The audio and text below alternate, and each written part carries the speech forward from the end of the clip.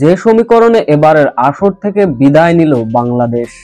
শেষ মুহূর্তের চরম উত্তেজনায় আশা দেখিয়েও মেলবোর্ন একাডেমির কাছে কেমন করে হারল বাংলাদেশ। বিস্তারিত জানতে ভিডিওটি না টেনে সম্পূর্ণ দেখার অনুরোধ রইল।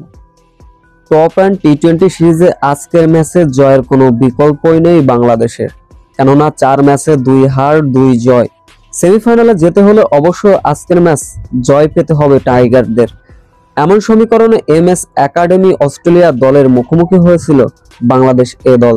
শুরুতে অবশ্য ব্যাটিং করতে নেমেছিল বাংলাদেশ, যেখানে আগে ব্যাটিং করতে নেমে বাংলাদেশের এদিনও ছিল ব্যাটিং বিপর্যয়ের গল্প। তবে সাইফ হাসানের 45 এবং অধিনায়ক নুরুল হাসান সোহানের 33 রানের ইনিংসে ভর করে মেলবোর্ন একাডেমিকে 156 রানের লক্ষ্যমাত্রা ছুড়ে দেয় বাংলাদেশ। ব্যাটিং বিপর্যয় হলেও বোলিংয়ে দুর্দান্ত শুরু করেছিল বাংলাদেশ। সাইফ হাসান থেকে রকিবুল ইসলাম দুর্দান্ত বোলিং করলেন। প্রথম 10 ওভারে 4-5টা উইকেট টপটপ তুলে নিল বাংলাদেশ। তবে এরপর মূল্য 61 রানের ঝোড়ো ইনিংস খেলে আউট হয়েছেন, যার ফলে ম্যাচ চলে যায় শেষ মুহূর্তের নাটকীয়তায়। যার ফলে 19.2 বলে 3 উইকেটের জয় পায় মেলবোর্ন স্টার একাডেমি। বাংলাদেশকে হারিয়ে সেই সঙ্গে বিদায় করল।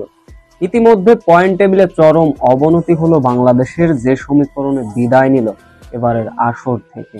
ইতিমধ্যে 5টা ম্যাচ খেলেছে বাংলাদেশ এ দল, যেখানে কাগজে কলমে হিসাব নিকাশে একেবারেই বিদায় গেল বাংলাদেশের।